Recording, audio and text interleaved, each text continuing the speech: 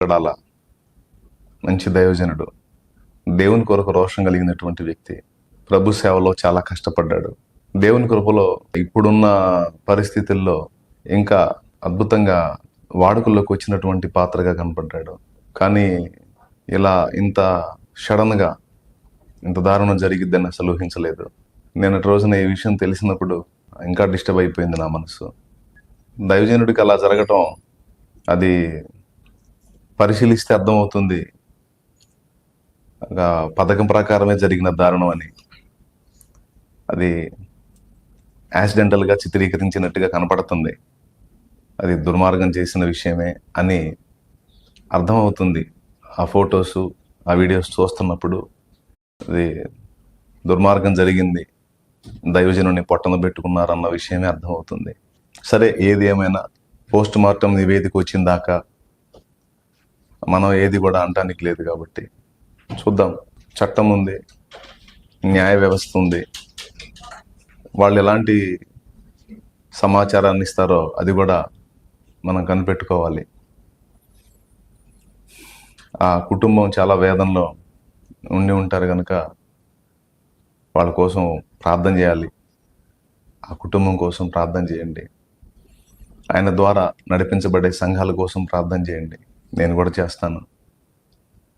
కానీ అన్ని అనుభవాలు పొందినటువంటి పాత్ర ఆయన.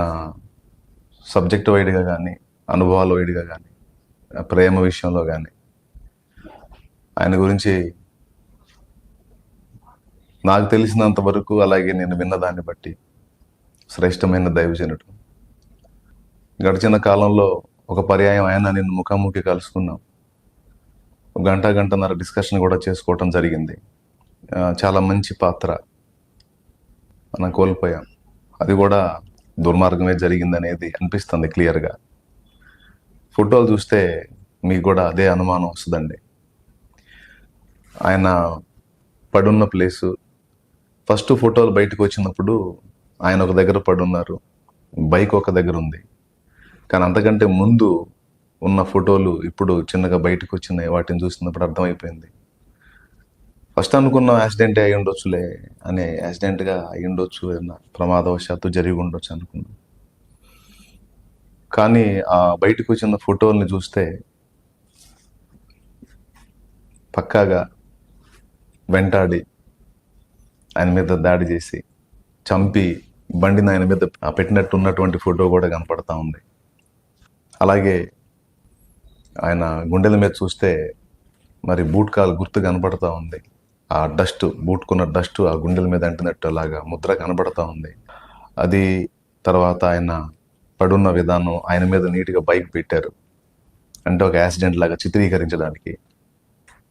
కానీ అవన్నీ చూసినప్పుడు అర్థమైపోయింది ఇది దుర్మార్గం చేశారు అనేది. సరే, దుర్మార్గం ఎవరు చేసినా చట్టం ఉంది, న్యాయ వ్యవస్థ ఉంది కనుక వాళ్ళు దీన్ని సీరియస్గా తీసుకొని న్యాయం చేస్తారని ఆశిస్తూ ఉన్నాను. అటు ఆంధ్ర, తెలంగాణ రెండు గవర్నమెంట్లు కూడా స్పందించాలి ఈ విషయంలో. నాయకులు కూడా స్పందించి దీన్ని తీవ్రంగా తీసుకోవాలి.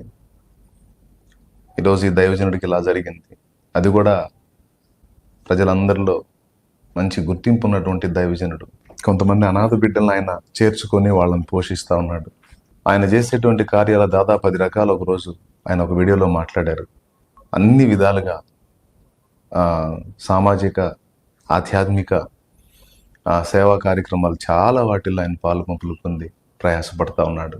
ఏదేమైనా అలాంటి దైవజనుడిని, అలాంటి అనుభవాలు కలిగినటువంటి వ్యక్తిని, దేవుని కొరకు అంత ఆసక్తి కలిగి, అంత రోషం కలిగి, అంతగా తప్పించినటువంటి వ్యక్తిని, మరొక వ్యక్తిని మళ్ళీ ఎప్పుడు చూడగలం? ప్రవీణ్ పగడాల అన్నలాంటి వ్యక్తిని, మరొక వ్యక్తిని మళ్ళీ మనం ఎప్పుడు చూడగలం? మరి ఇంత దైవజనుడికే, ఇంతమందిలో గుర్తింపున్న దైవజనుడికే భద్రత లేనప్పుడు సామాన్యంగా ఎక్కడో ఉండి మారుమూల ప్రాంతాల్లో సేవ చేసుకునే దైవజనులకి ఇంకెంత ప్రమాదం పొంచిందో ప్రభుత్వం దృష్టిలోకి తీసుకొని ఈ మత విద్వేషాలని అరికట్టే విధంగా చర్యలు తీసుకుంటారని ఆశిస్తూ ఉన్నాను. మరి ఇంకా దైవజనులు అంటే వాళ్ళు ఈ టైం ఆ టైం అని ఉండదు. పాపం తిరుగుతూ ఉంటారు, సేవలో పరిచర్లు మేము తిరుగుతూ ఉంటాం, అనేక ప్రాంతాలకు వెళ్తూ ఉంటాం.